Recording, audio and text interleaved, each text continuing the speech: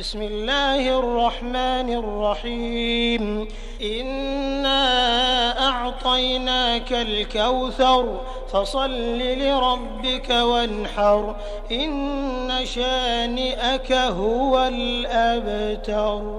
السلام عليكم ورحمة الله وبركاته. الحمد لله وحده والصلاة والسلام على من لا نبي بعده وعلى آله وأصحابه أجمعين أما بعد. قال الله تعالى في القرآن العظيم: أعوذ بالله من الشيطان الرجيم. بسم الله الرحمن الرحيم. يا أيها الذين آمنوا اتقوا الله حق تقاته ولا تموتن إلا وأنتم مسلمون. إن أول بيت وضع للناس الذي ببكة مبارك هدى للعالمين فيه آيات بينات مقام إبراهيم ومن دخله كان آمنا ولله على الناس حج البيت من استطاع إليه سبيلا ومن كفر فإن الله غني عن العالمين. அளவற்ற அருளாளரும் நிகரற்ற அன்புடையுமாகிய எல்லாம் வல்ல அல்லாஹ்வின் திருப்பெயரால் இந்த ஹஜ்ஜி என்ற கடமையை நிலைநாட்டக்கூடிய பயணத்தினுடைய சொற்பொழிவை ஆரம்பம் செய்கிறேன். எல்லாம் வல்ல ஏக இறைவனால் அனுப்பப்பட்ட நபிகள் நாயகம் ஸல்லல்லாஹு அலைஹி வஸல்லம் அவர்கள் மீதும் அன்னாரை பின்பற்றிய உத்தம சத்திய சஹாபாக்கள், தாபீன்கள், தபா தாபீன்கள், குறிப்பாக இந்த சமுதாயத்தில் உள்ள அனைவர்கள் மீதும் இந்த நிகழ்ச்சிகளில் ஹஜ்ஜிக்கு செல்லக்கூடிய ஆஜிகள் வந்திருக்கக்கூடியவர்கள் அனைவர்கள் மீதும் அந்த ஏக இறைவனின் சாந்தியும் சமாதானமும் என்றென்றும் நிகழட்டமாக. கண்ணியத்திற்குரிய எல்லாமல்ல அல்லாஹ்வின் விருந்தினர்களே, அல்லாஹ் சுப்ஹானஹு வ தஆலா அவருடைய திருமறை குர்ஆனின் மூலமாக குறிப்பிடுகிறார்: வஅதிமுல் ஹஜ்ஜ வல் உம்ரத லில்லாஹ். ஹஜ்ஜையும் உம்ராவையும் முழுமையான முறையில் அல்லாஹ்விற்காக வேண்டி நிறைவேற்றுங்கள். ரப்புல் ஆலமீன் குர்ஆனிலே ஹஜ்ஜி செய்யக்கூடியவர்களுக்கும் உம்ரா செய்யக்கூடியவர்களுக்கும் ஒரு சிறப்பான கட்டளையை போடுகின்றான். நீங்கள் முழுமையான முறையில் அல்லாஹ்விற்காக வேண்டி இந்த ஹஜ்ஜை உம்ராவை நிலைநாட்டுங்கள் என்று அல்லாஹ் தஆலா குறிப்பிடுகிறார். ஏனென்றால் இந்த ஹஜ் உம்ராவை நீங்கள் சரியான முறையில் நிலைநாட்ட வேண்டும், முழுமையான முறையில் நிலைநாட்ட வேண்டும். அல்லாஹ் எப்படி கட்டளையிட்டு இருக்கிறானோ அதன் அடிப்படையிலே செய்ய வேண்டும். நபி ஸல்லல்லாஹு அலைஹி வஸல்லம் எங்கே எவ்வாறு எப்படி செய்து காட்டினார்களோ அது அப்படியே செய்ய வேண்டும். அதனால்தான் அல்லாஹ் தஆலா அதை முழுமையான முறையில் சரியான முறையில் நிலைநாட்டுங்கள் என்று குறிப்பிடுகிறார். அப்படி சொல்லும் பொழுது லில்லாஹி, அல்லாஹ்விற்காக வேண்டி செய்யுங்கள்.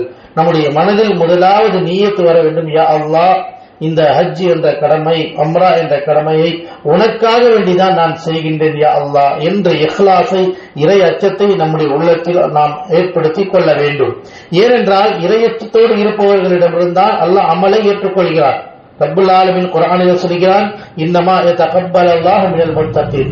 யாருடைய உள்ளத்தில் இறையச்சம் இருக்கிறதோ அவர்களிடமிருந்தான் அந்த அமலை அல்லாஹ் தஆலா ஏற்றுக்கொள்கிறார். நம்முடைய பொருளாதாரங்கள் செலவு செய்து, உடல் வலிமையை செலவு செய்து, இவைகளெல்லாம் இவ்வளவு உயர்ந்த ஒரு பயணத்தை மேற்கொள்கின்றோம் என்றால் அந்த நேரத்தில் நம்முடைய உள்ளத்தில் இருக்க வேண்டியது, யாரெல்லாம் உனக்காக வேண்டி இந்த பயணத்தை நான் இந்த இபாதத்தை செய்ய புறப்பட்டிருக்கிறேன், என்னுடைய அமலை நீ முழுமையாக்கி தருவாயாக என்று நாம் அல்லாஹ்விடத்தில் பிரார்த்தனை செய்தவனாக இஹ்லாஸை ஏற்படுத்திக் கொள்ள வேண்டும்.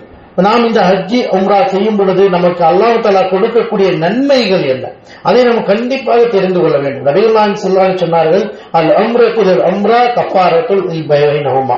ஒரு அடியார் ஒரு உம்ரா செய்கிறார் என்றால் அடுத்த உம்ரா செய்யக்கூடிய பாக்கியம் எப்பொழுது கிடைக்கிறதோ அதுவரை இடைப்பட்ட காலங்களில் நாம் செய்கிற சிறு பாவங்களை எல்லாம் அல்லாஹ் தஆலா மன்னித்து விடுகிறார் என நபிகள் நாயகம் ஸல்லல்லாஹு அலைஹி வஸல்லம் சொன்னார்கள். அப்ப நம்ம உம்ரா என்ற அமலை தான் முதலாவதாக செய்ய போகிறோம். அந்த அமலை செய்வதன் மூலமாக நமக்கு கிடைக்கக்கூடிய பலன் என்ன? அல்லாஹ் நம்முடைய சின்ன சின்ன பாவங்களை எல்லாம் மன்னித்து விடுகிறான். அப்படிப்பட்ட ஒரு சிறப்பை நபிகள் நாயகம் ஸல்லல்லாஹு அலைஹி வஸல்லம் நமக்கு கொடுத்திருக்கிறார். அதே போன்ற இந்த பயணத்தை நாம் மேற்கொள்ளும் பொழுது நமக்கு எவ்வளவு பெரிய சிறப்பை நபிகள் நாயகம் ஸல்லல்லாஹு அலைஹி வஸல்லம் சொன்னார்: அல் ஹஜ் வல் முஅத்தமிர் வஃதுல்லாஹ். ஹஜ் உம்ரா செய்யக்கூடியவர்கள் அந்த நியத்தை வைத்து புறப்பட்டு விட்டால் இவர்கள் அல்லாஹ்வுடைய பட்டாளம், அல்லாஹ்வுடைய விருந்தினர்கள், அல்லாஹ்வுடைய பாதையிலே இருக்கிறார்கள்.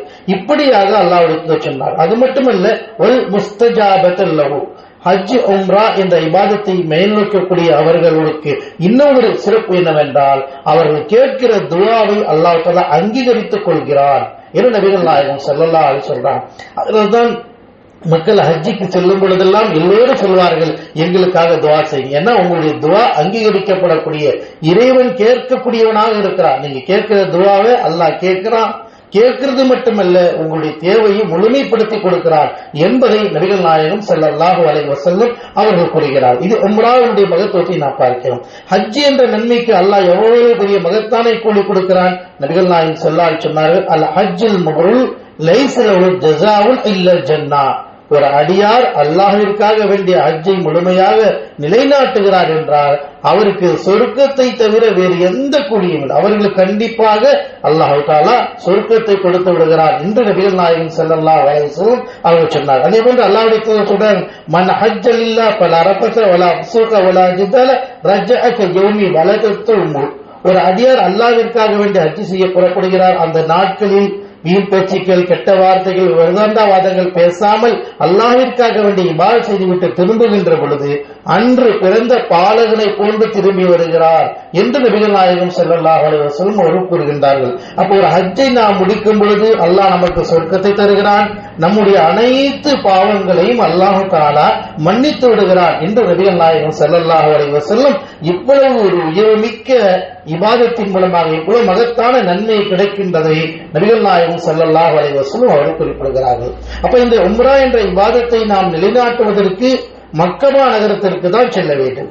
இதை மக்காவிற்கு செல்ல வேண்டும் என்று கொடுத்தது இறைவனுடைய சட்டம். குர்ஆன் நமக்கு சொல்கிறது, அல்லாஹ் சொல்லிக் கொடுக்கிறான், நீங்கள் உம்ராவையோ ஹஜ்ஜையோ நிலைநாட்டுவதாக இருந்தால் மக்கா நகரத்திற்கு தான் செல்ல வேண்டும், அங்குதான் நீங்கள் தவாஃப் செய்ய வேண்டும் என்பதை அல்லாஹ் ரப்பல் ஆலமீன் குர்ஆனில் சொல்கிறான். இன்ன அவ்வல பைத்தின் உதிஅ லின்னாஸ் லல்லதி பிபக்கா முபாரக ஹுதல் லில் ஆலமீன் ஃபீஹி ஆயாத்துன் பையினாத்துன் மகாம் இப்ராஹிம். நிச்சயமாக மனிதர்கள் இறைவனை வணங்குவதற்காக கட்டப்பட்ட ஒரு ஆலயம் தான் காபத்துல்லா. அது மக்காவிலே இருக்கிறது. அங்கே பல அத்தாட்சிகள், அற்புதங்கள் இருக்கிறது. இப்ராஹிம் நபி நின்று வணங்கிய இடம் இருக்கிறது. அங்கே யார் நுழைகின்றார்களோ அவர்கள் அபயம் பெற்று விட்டார்கள், அல்லாஹ்வுடைய பாதுகாப்பு அவர்களுக்கு கிடைத்து விட்டது என்று நபி அல்லாஹ் தஆலா குர்ஆனிலே குறிப்பிடுகிறார். எனவே வசதி பெற்றவர்கள், செல்வந்தர்கள், உடல் ஆரோக்கியம் பெற்றவர்கள் கண்டிப்பாக அந்த ஹஜ்ஜை நிலைநாட்ட வேண்டும் என்று அல்லாஹ் தஆலா குறிப்பிடுகிறார். எனவே அல்லாஹ் தஆலா கொடுத்த அந்த செல்வத்தை அல்லாஹ்வுடைய பொருத்தத்திற்காக, அல்லாஹ்வுடைய திருப்திக்காக, அல்லாஹ்விடத்தில் நன்மையை அடைந்து கொள்வதற்காக இந்த ஹஜ்ஜை நாம் நிலைநாட்டுகிறோம். இந்த ஹஜ் என்பது 5 கடமைகளில் ஒரு கடமை, ஃபர்ல். இது நாம் கண்டிப்பாக செய்தே ஆக வேண்டும். யாருக்கெல்லாம் அல்லாஹ் தஆலா பொருளாதாரத்தையும் கொடுத்திருக்கிறான், உடல் ஆரோக்கியத்தையும் கொடுத்திருக்கிறான் என்றால் நிச்சயமாக அவர் மீது அல்லாஹ் தஆலா ஹஜ்ஜை கடமையாக ஆக்கி வைத்திருக்கிறார். எனவே அவர் கண்டிப்பாக அந்த ஹஜ்ஜை நிலைநாட்ட வேண்டும். இல்லை என்றால் நாளை மறுமையில் அல்லாஹ்வுடைய தண்டனையில் இருந்து தப்பித்துக் கொள்ள முடியாது. இந்த நேரத்தில் அல்லாஹ் தஆலா நம்மை ஹஜ் செய்யக்கூடிய நசீபை கொடுத்து நம்மை தேர்வு செய்திருக்கிறான் என்றால் அந்த அல்லாஹ்விற்கு நன்றி செலுத்த நாம் கடமைப்பட்டிருக்கிறோம். அந்த காபத்துல்லா முதலாக மனிதர்கள் இறைவனை வணங்குவதற்காக எழுப்பப்பட்ட ஆலயம் அது. அங்கு பல நபிமார்கள் அங்கே வந்திருக்கிறார்கள், பல நபிமார்கள் அங்கே அந்த காபத்துல்லாவை வலம் வந்திருக்கிறார்கள். நபிகள் நாயகம் ஸல்லல்லாஹு அலைஹி வஸல்லம் அங்கு அவர்களும் தவாஃப் செய்திருக்கிறார்கள். எனவேதான் அல்லாஹ் தஆலா சொல்கிறார், ஃபல்யதவ்வஃபு பில் பைத்தில் அதீக். பழைமை வாழ்ந்த அந்த காபத்துல்லாவை நீங்கள் வலம் வாருங்கள், சுற்றி தவாஃப் செய்யுங்கள் என்று அல்லாஹ் கட்டளை. உலகத்திலேயே ஒரு இடம் தவாஃப் செய்வதற்கு தகுதியான இடம், தவாஃப் செய்ய வேண்டிய இடம் காபத்துல்லா மட்டும்தான் என்பதை குர்ஆன் நமக்கு எடுத்துரைக்கிறது. அங்கே நாம் ஏன் அல்லாஹ் தஆலா அனுப்புகிறான் என்றால் நமக்கு நிறைய படிப்பினைகளை அல்லாஹ் தஆலா கொடுக்கிறார். நிறைய தியாகங்கள் அங்கே இருக்கிறது. நபிமார்களுடைய தியாகங்கள் அங்கே அல்லாஹ் தஆலா வைத்திருக்கிறார். நம்முடைய உள்ளத்தில் இறையச்சத்தை ஏற்படுத்திக் கொள்வதற்காகத்தான் அங்கே அனுப்புகிறார். குறிப்பாக நபி இப்ராஹிம் அலைஹிஸ்ஸலாம் அவருடைய தியாக வரலாறு அங்கு பதிவு செய்யப்பட்டிருக்கிறது. ஏனென்றால் அந்த காபத்துல்லாவை கட்டக்கூடிய பொறுப்பை நபி இப்ராஹிம் அலைஹிஸ்ஸலாமும் இஸ்மாயில் அலைஹிஸ்ஸலாமும் அவர்களிடம்தான் அல்லாஹ் தஆலா ஒப்படைத்தார். அந்த காபத்துல்லாவை அவர்கள் கட்டி முடித்து அல்லாஹ்விடத்தில் துஆ செய்தார்கள், ரப்பனா தகப்பல் மின்னா இன்னக அன்தஸ் ஸமீஉல் அலீம்.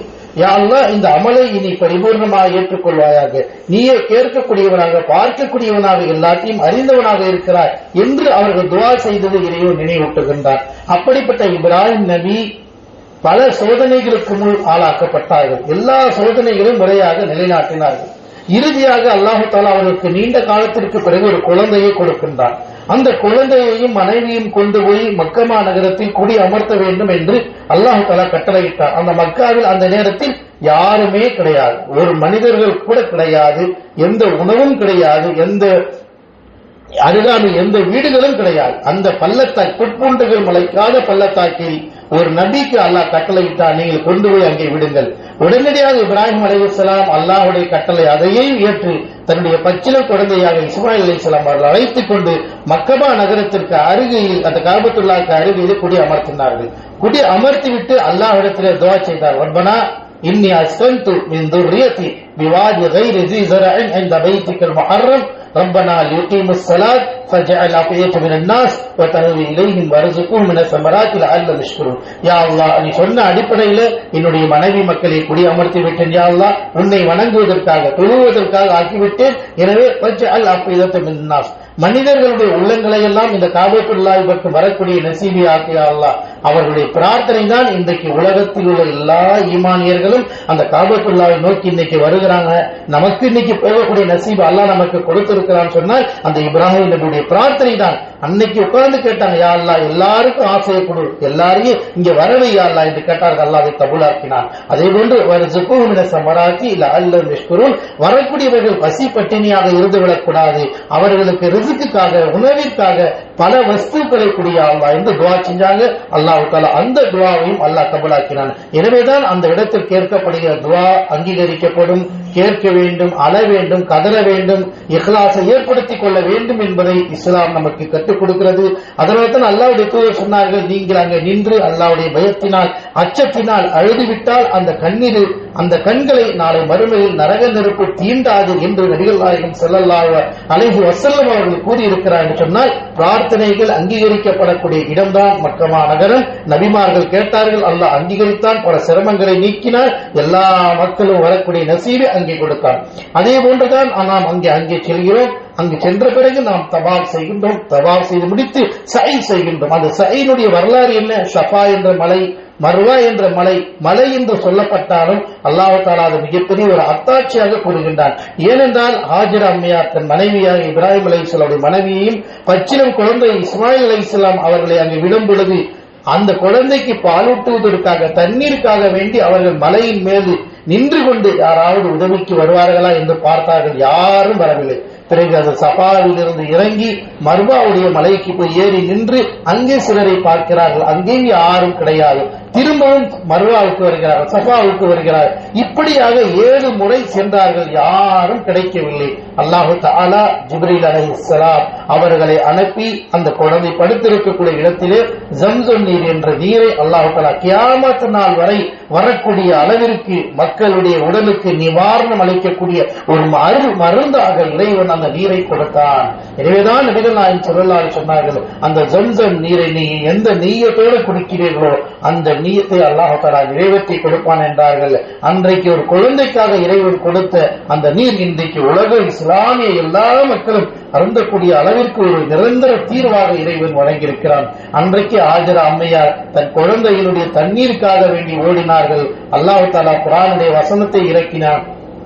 அந்த ஹாஜரா அம்மா அவர்கள் அந்த தன் கணவர்கிட்ட கேட்டாங்க, இங்க விட்டுட்டு போறீங்களே, எதற்காக விட்டுட்டு போறீங்க? அல்லாஹ்வுடைய கட்டளையா என்று கேட்டார்கள்.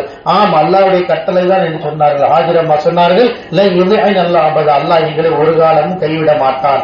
அந்த அடிப்படையில் அல்லாஹ் அவர்களை பாதுகாத்தான். எனவேதான் அல்லாஹ் சுப்ஹானஹு வ தஆலா ஹாஜரா அம்மையார் ஒரு நோக்கத்திற்காக சஃபாவிலிருந்து மர்வாவுக்கு சென்றார்கள். மர்வாவிலிருந்து சஃபாவுக்கு உதவி தேடி சென்றார்கள். ஆனால் அல்லாஹு தஆலா ஒவ்வொரு இஸ்லாமிய ஹஜ்ஜி செய்யக்கூடியவர்கள், உம்ரா செய்யக்கூடியவர்களுக்கு மிகப்பெரிய ஒரு படிப்பினையாக பாடம் பெற்றுக் கொள்வதற்காக, ஈமானை உறுதிப்படுத்திக் கொள்வதற்காக, அல்லாஹ்வுடைய அச்சத்தை மனதிலே பதிய வைத்துக் கொள்ள வேண்டும் என்பதற்காகத்தான் வருகின்ற எல்லா ஹாஜிகளும் எல்லா உம்ரா செய்யக்கூடியவர்களும் குர்ஆனுடைய வசனத்தை அல்லாஹ் இறக்கினார். இன்ன ஸஃபா வல் மர்வா மின் ஷஆயிரில்லாஹ், நிச்சயமாக சஃபா என்பதும் மர்வா என்பது மலை இல்லை, அது அல்லாஹ்வுடைய அத்தாட்சிகளில் ஒன்று. ஹஜ்ஜி செய்யக்கூடியவர்கள், உம்ரா செய்யக்கூடியவர்கள் கண்டிப்பாக இதை செய்ய வேண்டும் என்று அல்லாஹ் கட்டளை பிறப்பித்தான். எவ்வளவு பெரிய செல்வந்தர்கள், பணக்காரர்கள், அதிகாரிகள், ஒரு நாட்டை ஆளக்கூடிய மன்னர்கள் வந்தாலும் சரிதான், ஹஜ்ஜையும் உம்ராவும் நிலைநாட்டும் பொழுது அன்றைக்கு ஹாஜரா அம்மையார் ஓடியதை போல நீங்களும் சஃபாவிலிருந்து மர்வாவிற்கு, மர்வாவிலிருந்து சஃபாவிற்கு தொங்கோட்டம் ஓட வேண்டும் என்று அல்லாஹ் தஆலா கடமையாக்கி இருக்கிறார் என்றால் நாம் எல்லாம் அந்த ஈமானை உறுதிப்படுத்திக் கொள்ள வேண்டும். அந்த இடங்களிலே பார்க்கும் பொழுது நமக்கு அந்த ஹாஜி அம்மையார் இப்ராஹிம் அலைஹிஸ்ஸலாமுடைய நினைவுகள் நம்முடைய உள்ளத்திலே வர வேண்டும். எவ்வாறு அவர்கள் அல்லாஹ்வுக்கு அடிபணிய வேண்டும் என்ற சிந்தனைகள் வந்ததோ அந்த சிந்தனைகள் நம்மிடத்தில் வர வேண்டும். அதற்காகத்தான் அல்லாஹ் தஆலா ஹஜ் செய்யக்கூடியவர்கள், உம்ரா செய்யக்கூடியவர்கள் சை செய்ய வேண்டும் என்ற ஒரு கடமை இறைவன் ஆக்கினான். அன்பிற்குரிய அல்லாஹ் விருந்தினர்களே, இப்போ உம்ரா என்ற பயணத்தையும் ஹஜ் என்ற பயணத்தை நாம் நிலைநாட்ட மக்காவுக்கு செல்ல வேண்டும், அங்கு தவாப் செய்ய வேண்டும், சை செய்ய வேண்டும் என்ற வழிமுறை இறைவன் வழிகாட்டினான். அதே போன்றுதான் இந்த பயணம் மேற்கொள்ளும் பொழுது உலகத்தில் நாம் 1000 பயணங்கள் மேற்கொண்டிருக்கலாம், எந்த விதத்தில் வந்தாலும் போலாம், எந்த நாட்களில் வந்தாலும் போலாம். ஆனால் ஹஜ் என்ற கடமையை மட்டும் நாம் மேற்கொள்ளும் பொழுது இறைவனால் அறிவிக்கப்பட்ட, இறுதி தூதரால் வழிகாட்டப்பட்ட அந்த நாட்களில் மட்டும்தான் பயணிக்க முடியும். ஹஜ் என்பது இந்த ஹஜ்ஜுடைய மாதத்தினுடைய 8ஆம் நாளில் தான் நாம் செய்ய முடியும். அதனால்தான் அல்லாஹ் தஆலா சொல்கிறார், அல் ஹஜ்ஜு அஷ்ஹுருல் மஅலூமாத் فمن فرض فيهن الحج فلا رفث ولا فسق ولا جدال في الحج وما تفعل من خير يعلمه الله وتزودوا فإن خير الزاد التقوى واتقون يا أولي الألباب. ஹஜ்ஜுடைய காலங்கள் என்பது அறியப்பட்ட நாட்களாகும். துல்காய்தா ஹஜ் மாதங்களா ஆகும். எனவே அந்த மாதத்தில் யார் ஹஜ் செய்ய முடிவெடுத்து விட்டார்களோ அவர்கள் அந்த ஹஜ்ஜுடைய காலங்களில் கணவன் மனைவி ஒன்று சேரக்கூடாது, வீண் பேச்சுக்கள் பேசக்கூடாது, கெட்ட வார்த்தைகள் பேசக்கூடாது, வீண் தன் சண்டை தச்சரவுகள் செய்யக்கூடாது. நீங்கள் செய்கின்ற ஒவ்வொரு நல்ல காரியங்களையும் இறைவன் அறிந்தவனாக இருக்கிறார். அந்த பயணத்திற்கான எல்லா வேலைகளையும் பிரயாண ஏற்பாடுகள் நீங்கள் செய்து கொள்ளுங்கள். ஆனால் அது மிக மிக மிக முக்கியம் வாய்ந்தது இறையச்சம் தான், அல்லாஹுடைய பயம்தான், அல்லாஹ்வை அஞ்சுவதுதான், அல்லாஹ்விற்கு கட்டுப்படுவதுதான், அல்லாஹ்வுடைய கட்டளைக்கு நின்று வணங்குவதுதான் என்று அல்லாஹ் தஆலா தக்வாவை அதிகப்படுத்திக் கொள்ளுங்கள் என்று அல்லாஹ் தஆலா கட்டளை பிறப்பிக்கின்றான். எனவே அப்படிப்பட்ட அந்த ஹஜ் என்ற கடமையை ஹஜ்ஜுடைய மாதத்தில், ஹஜ்ஜுடைய காலங்களில், ஹஜ்ஜுடைய நாட்களில் தான் செய்ய முடியும். நாம் விரும்பிய நாளிலோ நாம் விரும்பிய நாட்களிலோ ஹஜ் செய்யவே முடியாது. அல்லாஹ்வும் தூதரும் எந்த நாளில் எங்கே இருக்க வேண்டும், எப்படி இருக்க வேண்டும், எந்த கோணத்தில் இருக்க வேண்டும் என்பதை அவன்தான் வழிகாட்டியிருக்கிறான். அந்த முறைப்படிதான் நாம் செய்ய முடியும். எனவேதான் இந்த பயணத்தை நீங்கள் மேற்கொள்ளும் பொழுது முதலில் உங்களுடைய உள்ளத்தில் நிய்யத்தை வைக்க வேண்டும் என்று நபிகள் நாயகம் ஸல்லல்லாஹு அலைஹி வஸல்லம் கற்றுக் கொடுத்தார். நாம் ஹஜ்ஜை செய்ய போகிறோம், ஹஜ்ஜோடு சேர்த்து உம்ராவை செய்கிறோம். எனவே முதல் நிய்யத் அல்லாஹும்ம லப்பைக் உம்ரத்தன் முத்தமத்திஅன் பிஹா இலல் ஹஜ். முதல்ல நம்ம உம்ரா செய்வோம், அடுத்து ஹஜ் செய்வோம். அதனால தான் இந்த நிய்யத்தை நம்ம வைக்கும் பொழுது அல்லாஹும்ம லப்பைக் உம்ரத்தன் முத்தமத்திஅன் பிஹா இலல் ஹஜ், யா அல்லாஹ் உனக்காக நான் ஹஜ் உம்ரா செய்கிறேன், பிறகு ஹஜ்ஜையும் செய்கிறேன் என்ற நிய்யத்தை நம் வாயினால் கண்டிப்பாக சொல்ல வேண்டும். இந்த ஹஜ் என்ற கடமையை நாம் நிலைநாட்ட புறப்படும் பொழுது நம்முடைய சுத்தமாகி நம்முடைய முடிகளை களைந்து நகம் வெட்டி குளித்து சுத்தமான பிறகு ஏறாம் நியத்தை வைத்து அந்த உள்ளத்தில் எதை பதிவு வைத்துக் கொள்ள வேண்டும், ஹஜ்ஜுடைய நியத்தை பதிவு வைத்துக் கொள்ள வேண்டும். இந்த நியத்தை வைக்கக்கூடிய சரியான இடம் என்ன என்பதை கூட அல்லாஹ்வுடைய தூதர் நமக்கு கற்றுக் கொடுத்தாங்க. இந்தியாவிலிருந்து மேற்கொள்ளக்கூடியவர்கள் ஜித்தா விமானம் மக்காவில் இறங்குவதற்கு முன்னால் அரை மணி நேரத்துக்கு முன்னால் லம்லம் என்ற மீகாத்து வரும். அங்க நம்ம சொல்லணும், அப்ப நம்ம பிளைட்ல இருப்போம், விமானிகள் அங்கே அறிவிப்பார்கள். அதற்காக வேண்டிதான் நாம் சென்னையிலேயே இஹ்ராம் அணிந்த நிலையில் தயாரோடு போகின்றோம். அந்த தயாரிப்போடு போவதன் காரணமாகத்தான் விமானத்தில் அமர்ந்த நிலையில் நாம் சொல்லுவோம், அல்லாஹும்ம லப்பைக் உம்ரத்தன் முத்தமத்திஅன் பிஹா இலல் ஹஜ் என்பதை கண்டிப்பாக சொல்ல வேண்டும். இந்த நியத்தை வைத்ததிலிருந்து மக்கமா நகரத்தை நாம் அடைகின்ற வரை நம்முடைய நாவில் வர வேண்டிய வார்த்தை தல்பியா தான். தல்பியா முழக்கத்தோடு தான் மக்காவை சந்திக்க வேண்டும். நபிகள் நாயகம் ஸல்லல்லாஹு அலைஹி வஸல்லம் சொன்னார்கள், லப்பைக் அல்லாஹும்ம லப்பைக் லப்பைக் லா ஷரீக லக் லப்பைக் இன்னல் ஹம்த வன் நிஅமத லக்கல் முல்க் லா ஷரீக லக். யா அல்லாஹ், உன் அழைப்பை ஏற்றுக்கொண்டேன் யா அல்லாஹ், உன் கட்டளை ஏற்றுக்கொண்டேன் யா அல்லாஹ், உன்னுடைய சன்னிதானத்திற்கு நான் வந்துவிட்டேன் யா அல்லாஹ், லா ஷரீக லக், உனக்கு எந்த இணையும் கிடையாது, நீதான் படைத்தவர், நீதான் உணவளிப்பவர், நீதான் பாதுகாத்தவர், நீதான் எங்களை தாயினுடைய கருவறையில் வைத்து பாதுகாத்து விடியாக்கி செல்வத்தை கொடுத்து உடல் ஆரோக்கியத்தை கொடுத்து இந்த புனிதமிக்க இடத்தில் போகக்கூடிய நசீபு நீ மட்டும்தான் கொடுத்தாய் யா அல்லாஹ், இதில் யாருடைய இணையும் கிடையாது யா அல்லாஹ். இன்னல் ஹம்த வன் நிஅமத லக்கல் முல்க், நிச்சயமாக உலகத்தினுடைய புகழ், உலகத்தினுடைய அருள் கொடை, உலகத்தினுடைய ஆட்சி அதிகாரம் இவை எல்லாத்துக்கும் சொந்தக்காரர் நீ மட்டுமே யா அல்லாஹ், லா ஷரீக லக், உனக்கு எந்த இணையும் கிடையாது யா அல்லாஹ் என்ற தல்பியாவை நீங்கள் என்பதை அனைவரும் உம்ரா ஹஜ் செய்யக்கூடியவர்கள் நன்றாக மனப்பாடம் செய்து கொள்ள வேண்டும், நன்றாக சொல்லிக்கொண்டே இருக்க வேண்டும். இந்த பயணத்தை இது சொல்லாமல் நாம் செய்தால் எந்த பலனும் கிடையாது. கண்டிப்பாக பல ஆயிரம் வேலைகள் இருந்தாலும் நம்முடைய பொருளாதாரத்தை செலவு செய்து இந்த பயணத்தை நாம் நோக்கிறோம். இந்த பயணத்திற்காக வேண்டி உங்களுக்கு எவ்வளவோ தூரத்தில் வந்து உங்களுக்கு நிகழ்ச்சியை நடத்துகிறார் என்று சொன்னால் உங்களுடைய ஹஜ் அல்லாஹ்விடத்தில் பரிபூர்ணமான முறையில் ஏற்றுக்கொள்ள வேண்டும் என்பதற்காக வேண்டிதான் இவ்வளவு சிரமங்கள் எடுத்து உங்களுக்கு அந்த வழிகாட்டுதல் சொல்லப்படுகிறது.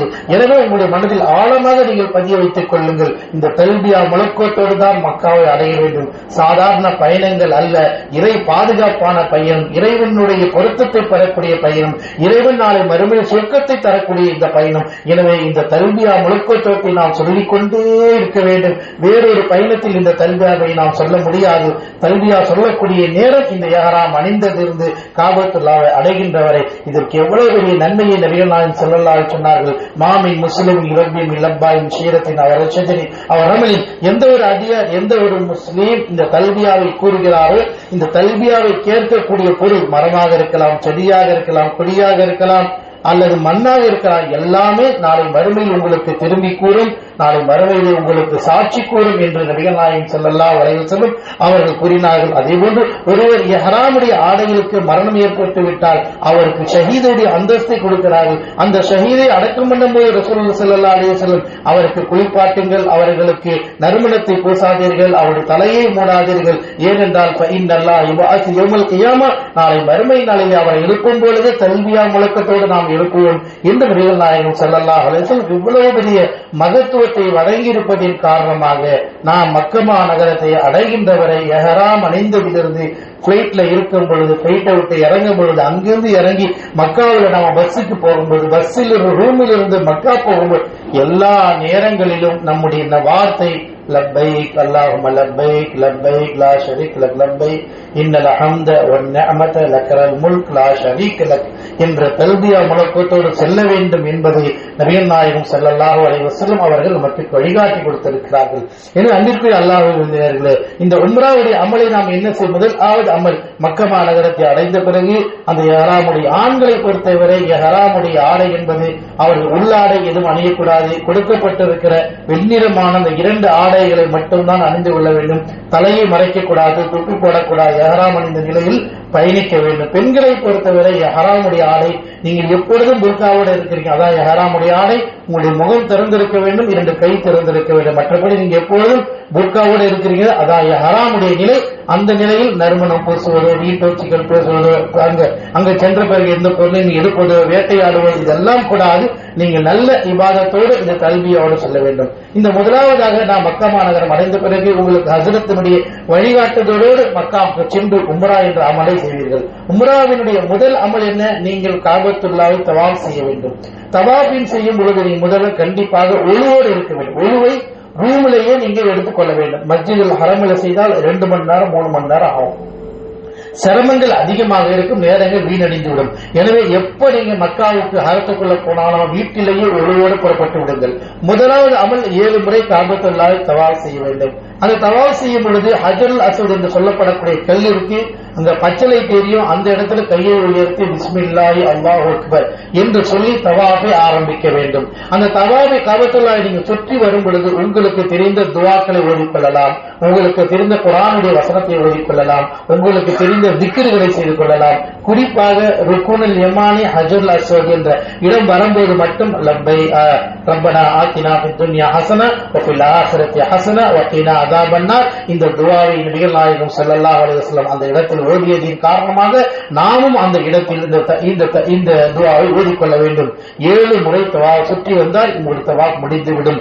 தவாப் செய்யும் பொழுது ஆண்களை பொறுத்தவரை வலது கையை திறந்திருக்க வேண்டும், வலது பக்கம் திறந்து கொள்ள வேண்டும். அந்த நேரத்தில் ஆலிம் உங்களுக்கு அங்கு வழிகாட்டுவார்கள். இந்த தவாப் 7 முறை சுற்றி முடித்த பிறகு மகாம் இப்ராஹிம் காபத்துல்லாவுடைய எந்த பகுதி வந்தாலும் அங்க மக்கள் தொழுவார். அங்க சுன்னத்தான 2 ரக்காய் தொழ வேண்டும். அந்த சுன்னத்தான 2 ரக்காய் தொழும் பொழுது முதல் ரக்காயத்தில் சூரத்துல் ஃபாத்திஹா குல் யா அய்யுஹல் காஃபிரூன், 2வது ரக்காயத்தில் சூரத்துல் ஃபாத்திஹா குல் ஹுவல்லாஹு அஹத். இது ரசூலுல்லாஹி ஸல்லல்லாஹு அலைஹி வஸல்லம் இந்த 2 சுன்னத்தான ரக்காத்தை தொழுதார்கள். தொழுது முடித்த பிறகு நீங்க அந்த காபத்துல்லாவுடைய வாசலை பார்த்து நின்று துஆ செய்யுங்க. அல்லாஹ் உங்களுடைய துஆவை கபூலாக்கக்கூடியவனாக இருக்கிறார். முடிந்த பிறகு நீங்கள் ஜம்சம் நீர் குடிக்க வேண்டும். ஜம்சம் நீர் குடிக்கும் போது எந்த நியத்தோட குடிக்கோ அந்த நியத்தை அல்லாஹ் தஆலா நிறைவேற்றி வைப்பார். அது முடிந்த பிறகு நீங்கள் சஃபாவுடைய மலைக்கு செல்ல வேண்டும், சை செய்ய வேண்டும். இது தவாஃபுடைய வேலை முடிந்த பிறகு சை செய்ய வேண்டும். சஃபாவுடைய மலையில் நின்று காபத்துல்லாஹை நோக்கி லா இலாஹ இல்லல்லாஹு வல்லாஹு அக்பர், லா இலாஹ இல்லல்லாஹு வஹ்தஹு லா ஷரீக லஹு லஹுல் முல்கு வ லஹுல் ஹம்து வ அலா குல்லி ஷைஇன் கதீர், லா இலாஹ இல்லல்லாஹு வஹத வ அன்ஜத வஅத வ நஸர அப்த வ ஹஸமல் அஹ்ஸாப் வஅத என்ற துஆவை உங்களுக்கு கிதாப் கொடுப்பாங்க.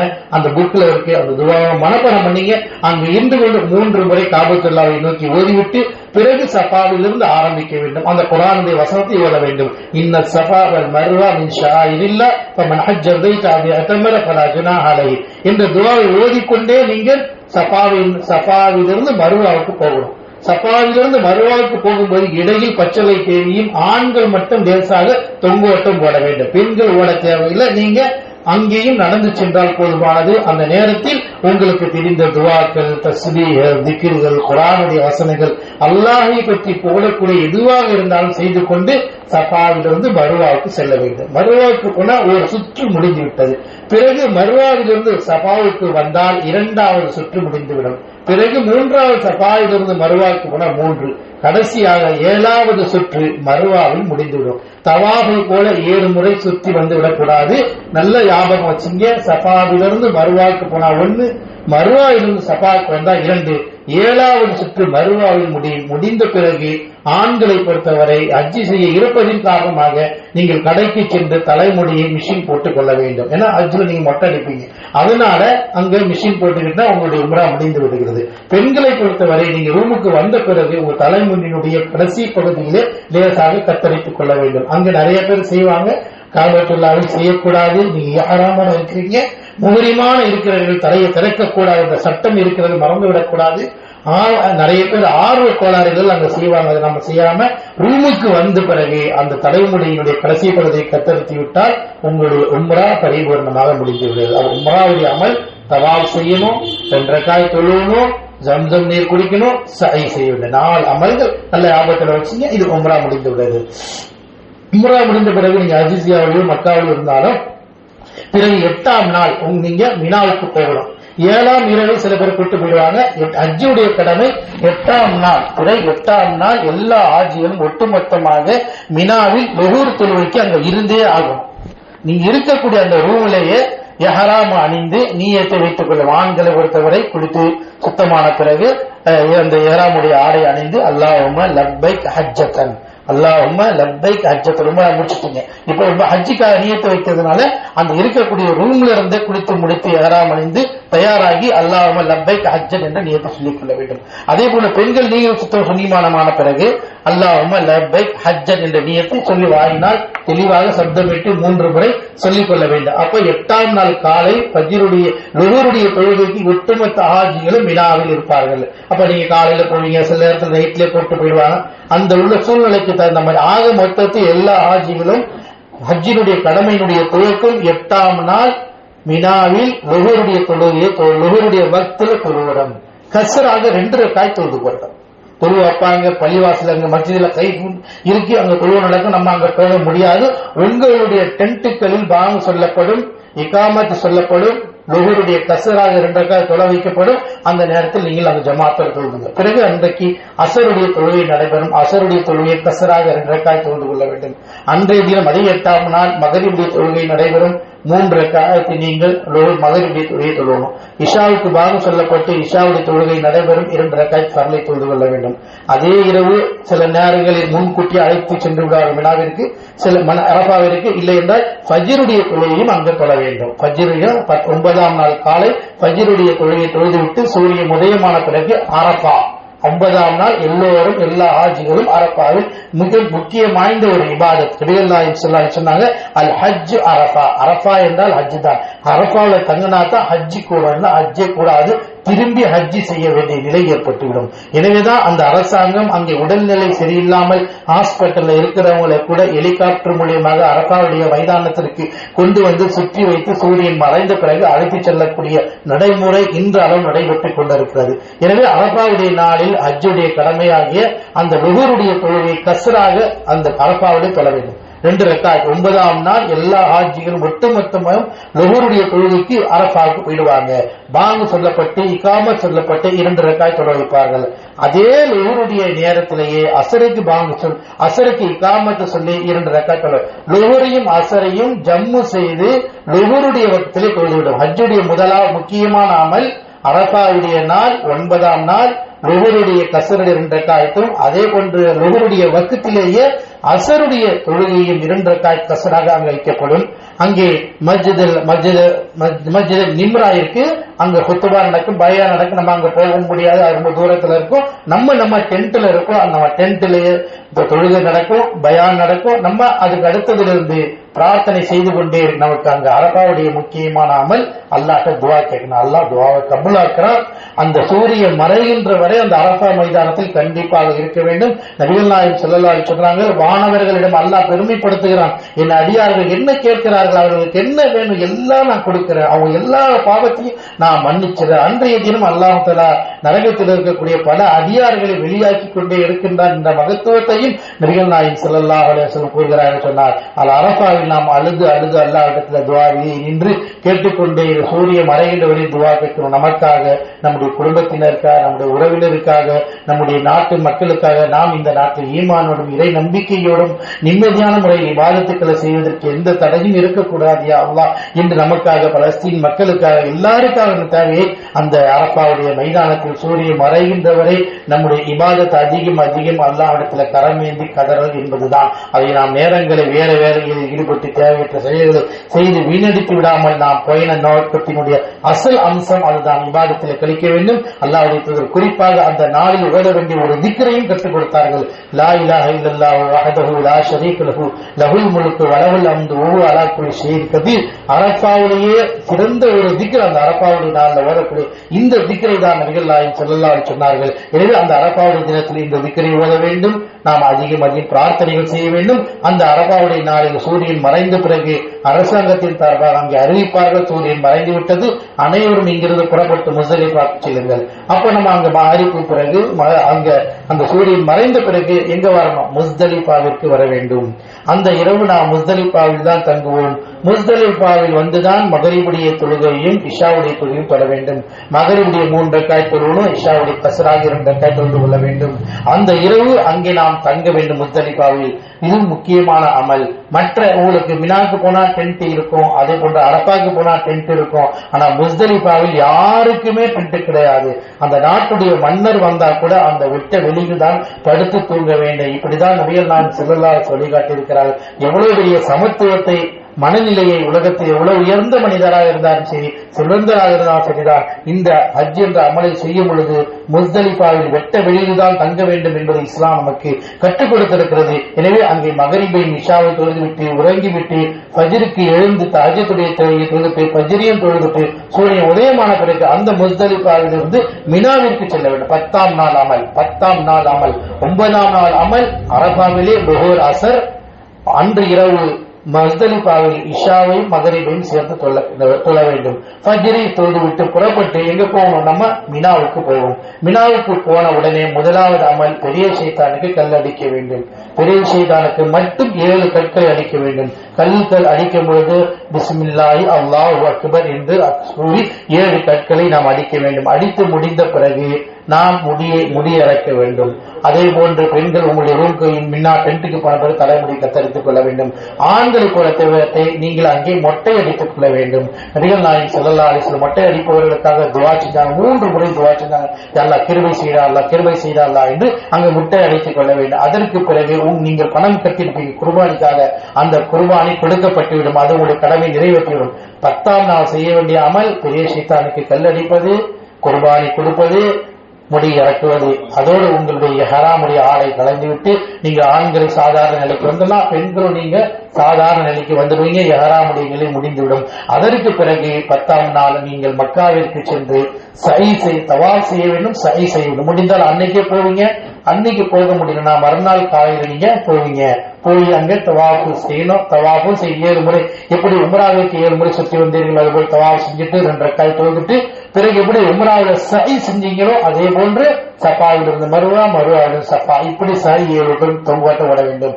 உம்ராவில் செய்ததை போல ஹஜ்ஜுடைய 10ஆம் நாள் நீங்க மக்காவுக்கு சென்று சஃபா மர்வா சஇ இது மூன்றும் செய்ய வேண்டும். அதோடு உங்களுடைய அமல் முடிந்து விடுகிறது. அதற்கு பிறகு 11ஆம் நாள் நீங்கள் மினாவுக்கு வந்து தங்கணும். 11ஆம் நாள் உங்களுடைய அமல் என்ன என்றால் 3 சைத்தானுக்கும் கல்லடிக்க வேண்டும். சூரியன் உச்சியிலிருந்து சாய்ந்த நேரத்தை பிறகு அதிலிருந்து முதலில் சின்ன சைத்தானுக்கு அடிக்கணும், பிறகு நடு சைத்தானுக்கு அடிக்கணும். 2 சைத்தான்கள் அடித்து விட்டு நீங்கள் துவா செய்யணும். 3ஆவது சைத்தானுக்கு அடித்து துவா கேட்காம ரூமுக்கு வந்துடணும். அதே போன்று 12ஆம் நாளும் சின்ன சைத்தான், நடு சைத்தான், பெரிய சைத்தான் 3 சைத்தானுக்கும் சூரியன் உச்சியிலிருந்து சாய்ந்த பிறகு சைத்தானுக்கு கல்லடிக்க வேண்டும். அது முடிந்த பிறகு நீங்க உங்களுடைய ரூமுக்கு மினாவுக்கு வந்து மினாவிலிருந்து அஜிசியா உங்களுடைய எங்க ரூமுக்கு வருவீங்க அங்க நீங்க வந்துடுவீங்க. 12ஆம் நாளே வந்துடுவாங்க. பெரும்பான்மையான மக்கள் 12ஆம் நாள் வந்துடும். அதோட ஹஜ் முடிந்து விடுகிறது. சிலர் தங்கினால் 13ஆம் நாள் தங்கி சூரியன் மறைவதற்கு முன்னாடி வந்துடணும். மறைந்து விட்டால் 13ஆம் நாளும் இருந்தும் ஒரு சிலர் வருவாங்க. பெரும்பான்மையான மக்கள் 12 அன்னைக்கு வந்துருவாங்க. அதோட நம்முடைய ஹஜ் முடிந்து விடுகிறது. அதற்கு பிறகு நீங்க மக்கா வந்து அமல் செய்வீங்க அல்லது மதீனா போய் அமல் செய்வீங்க. அதற்கு பிறகு நீங்கள் மக்காவிலிருந்து ஊருக்கு கிளம்பும் போதோ அல்லது மதீனாவுக்கு கிளம்பும் பொழுதோ தவாஃபே விதா, மக்காவை விட்டு இறுதி பயணம் என்று சொல்லக்கூடிய தவாஃபே விதா என்பதை செய்து கொள்ள வேண்டும். எப்படி காபத்துல்லாவை 7 முறை உங்களுடைய தவாஃப் செஞ்சு 2 ரக்காய் தொழுதீங்களோ அதே போன்று ஊருக்கு கிளம்பும் போது ஹஜ்ஜை முடித்து விட்டு மக்காவை விட்டு புறப்படும் போது ஹஜ்ஜத்துல் விதா என்று சொல்வார்கள், தவாஃபில் விதா என்று சொல்வார்கள். அந்த தவாஃபை செய்து முடித்துவிட்டு நாம் கிளம்ப வேண்டும். இத்துடன் நம்முடைய ஹஜ்ஜினுடைய அனைத்து அமல்களும் முடிந்து விடுகிறது. அல்லாஹ் சுப்ஹானஹு வ தஆலா நம்முடைய ஹஜ்ஜை பரிபூர்ணமாக ஏற்று அருள் புரிவானாக. நம்முடைய உடல் ஆரோக்கியத்தை கொடுப்பார். நீங்கள் ஆரோக்கியத்துக்கு துவா செய்யணும். பணம் செலவு செய்வது பெரியது. நமக்கு அல்லாஹ் உடல் ஆரோக்கியம் வேணும். நபி ஸல்லல்லாஹு அலைஹி வஸல்லம் அதிகமாக துவா கேட்பாங்க. அல்லாஹும்ம இன்னி அஸ்அலுக ஆஃபிய வல் ஆஃபியா, அல்லாஹ் உடல் ஆரோக்கியத்தை கூடிய அல்லாஹ் கேட்பாங்க. அதுபோல உடல் ஆரோக்கியத்தை அல்லாஹ்ட்ட கேளுங்க, அல்லாஹ் தஆலா தருவான். உங்களுக்கு அல்லாஹ்வுடைய உதவி வரும், அல்லாஹ்வுடைய பாதுகாப்பு கிடைக்கும். அப்படி நடக்க முடியாதவர்களுக்கு கூட அல்லாஹ் தஆலா நடக்கக்கூடிய நசீபை அந்த பூமியில அல்லாஹ் கொடுக்கக்கூடியவனாக இருக்கின்றான். உங்களுக்கு முழுமையாக அல்லாஹ்வுடைய உதவி கண்டிப்பாக கிடைக்கும்.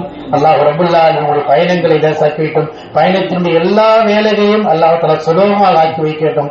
அல்லாஹ் ரப்பல் ஆலமீன் பயணத்தினுடைய எல்லா அமல்களையும் லேசாக்கி பரிபூர்ணமான முறையில் ஹஜ்ஜை நிலைநாட்டக்கூடிய நசீபை கொடுத்து நிலையாக்கி இந்த மக்களுக்காக, ஊர் மக்களுக்காக, உலக மக்களுக்காக, நாட்டில் வாழக்கூடிய எல்லா மக்களுக்காகவும் இந்த அமல் துவா செய்து அல்லாஹ் கபூலாக்கி லேசாக ஆக்கி வைத்து இந்த அமலை ஏற்றுக்கொள்வானாக. ஆமீன். வாஹர் தஅவானா அல்ஹம்துலில்லாஹி ரப்பில் ஆலமீன். சுப்ஹானக அல்லாஹும்ம வபிஹம்திக அஷ்ஹது அல்லா இலாஹா இல்லா அன்த அஸ்தக்ஃபிருக